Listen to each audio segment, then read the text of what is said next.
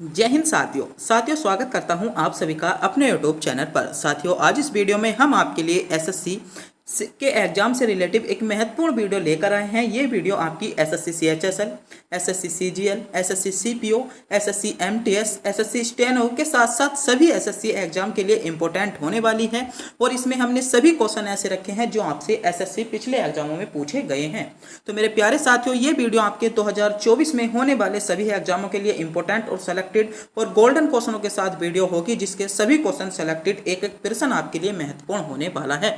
तो इस वीडियो को पूरा ध्यान से जरूर देखिएगा और हमारे चैनल पर अभी तक नए हो तो चैनल को सब्सक्राइब, वीडियो को लाइक और अपने दोस्तों के पास वीडियो को शेयर जरूर कर दें। तो बिना टाइम गवाए करते हैं वीडियो को स्टार्ट।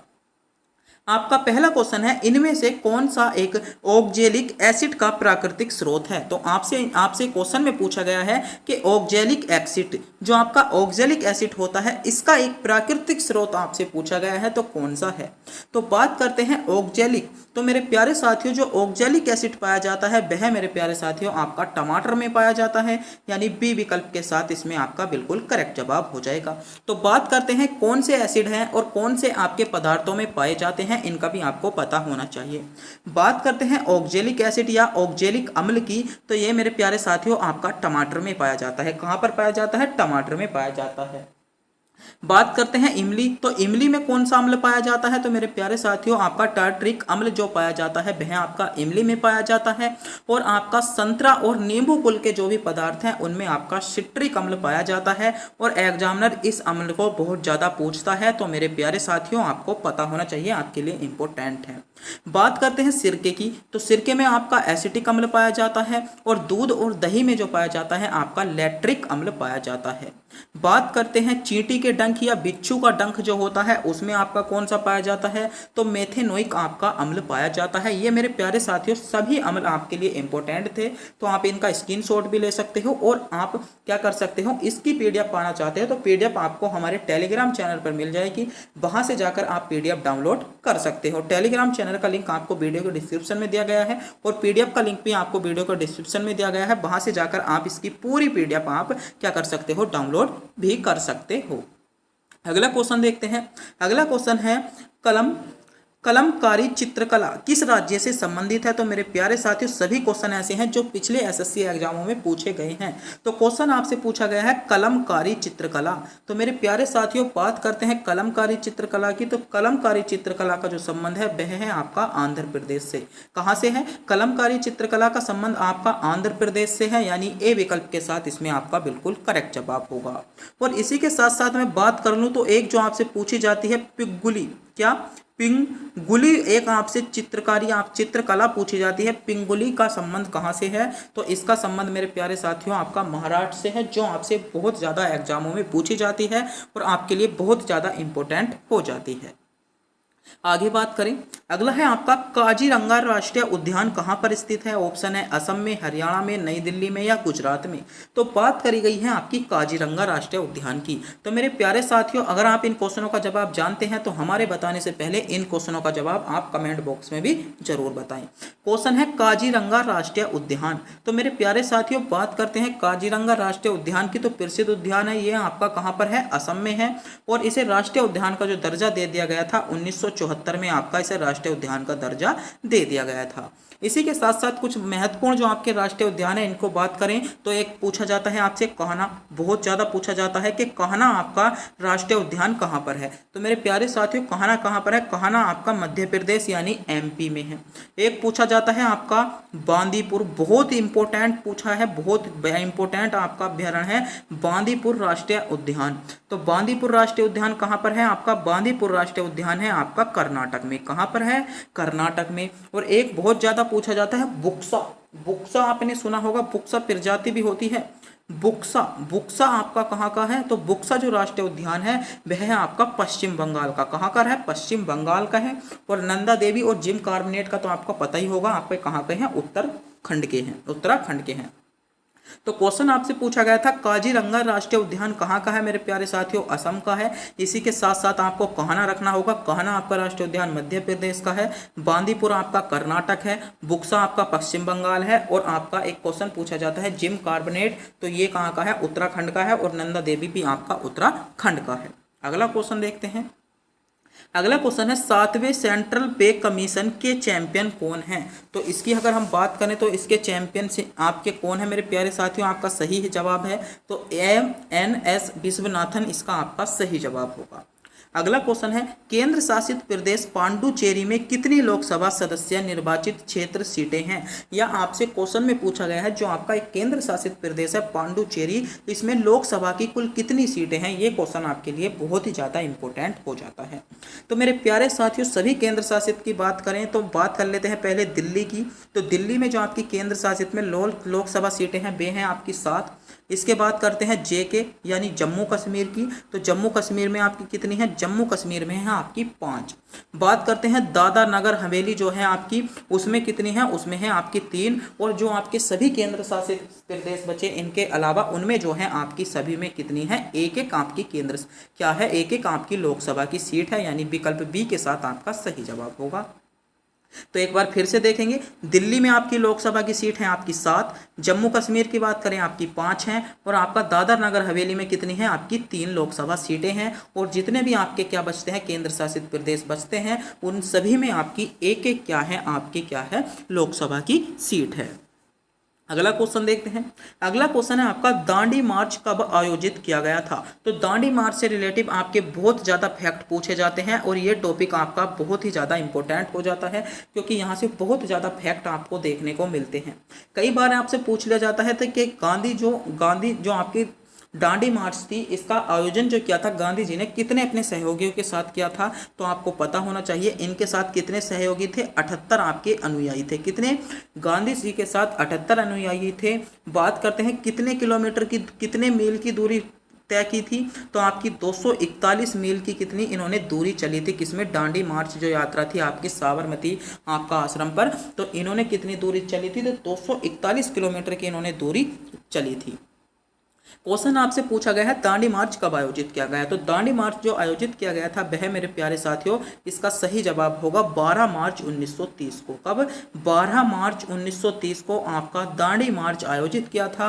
और ये समाप्त कब हुआ था, यानी पहुंचे कब थे, तो आपके 6 अप्रैल को पहुंचे थे। क्या अप्रैल को पहुंचे थे, 6 अप्रैल को पहुंचे थे। इनको कितना दिन लगा था, कई बार दिन भी पूछ लिए जाते हैं। तो इनको आपके 24 दिन लगे थे। किसमें, दांडी यात्रा में आपके 24 दिन लगे थे। ये क्वेश्चन भी आपसे पूछा जा सकता है, तो आपसे बन सकता है, आपको पता होना चाहिए इस क्वेश्चन का भी। ये क्वेश्चन भी आपके लिए क्या था, इंपॉर्टेंट क्वेश्चन, आपके लिए बहुत ज्यादा इंपॉर्टेंट क्वेश्चन हो जाता है।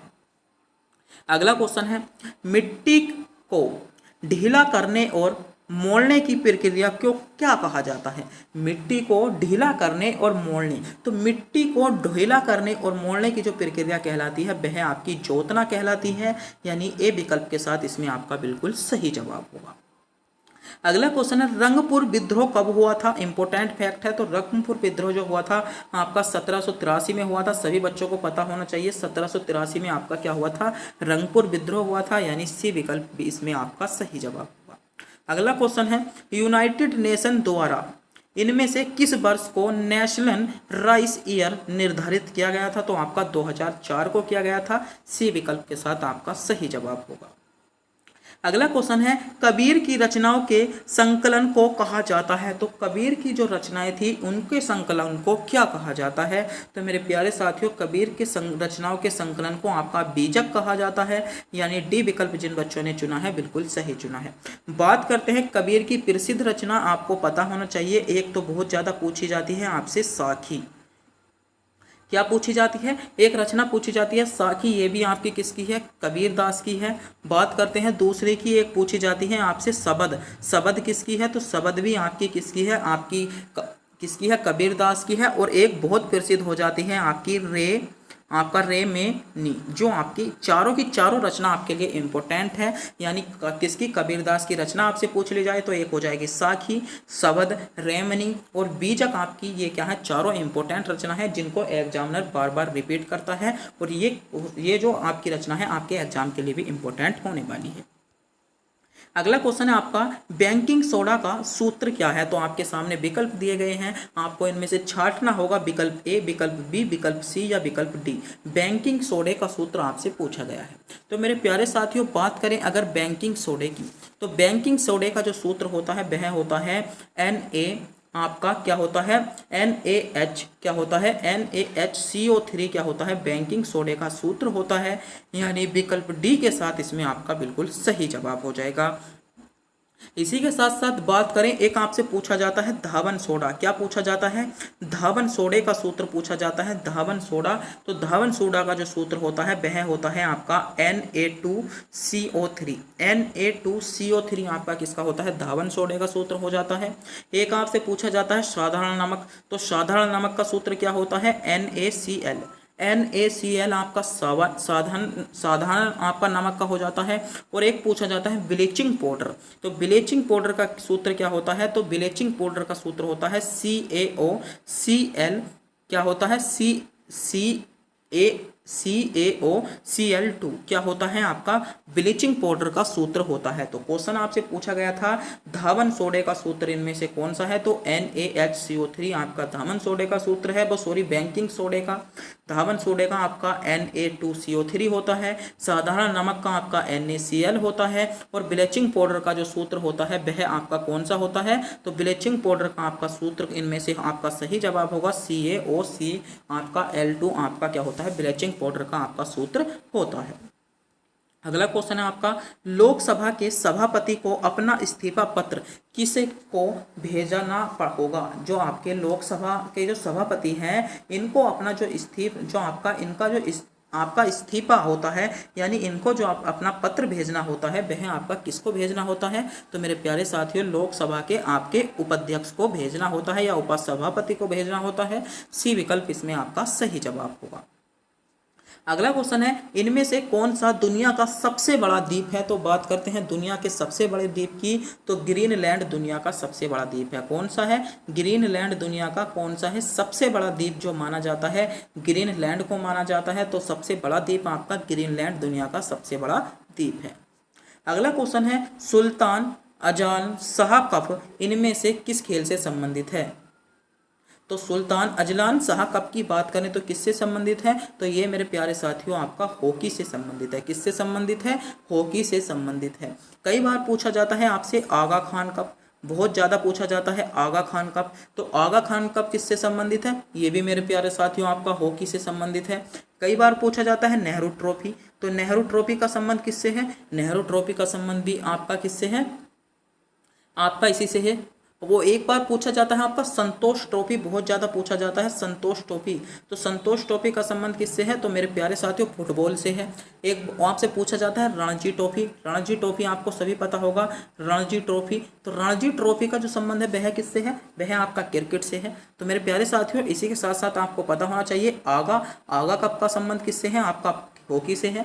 नेहरू कप का संबंध आपका किससे है, आपका हॉकी से है। संतोष ट्रॉफी का संबंध किससे है, आपका फुटबॉल से है। आपका रणजी ट्रॉफी का संबंध किससे है, तो आपको पता होना चाहिए क्रिकेट से आपका रणजी ट्रॉफी का संबंध है।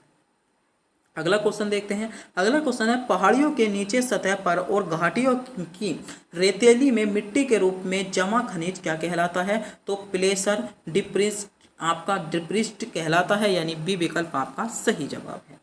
अगला क्वेश्चन है आपका, आधुनिक ओलंपिक खेल कितने वर्षों के लिए आयोजित किए जाते हैं, कितने दिनों के लिए।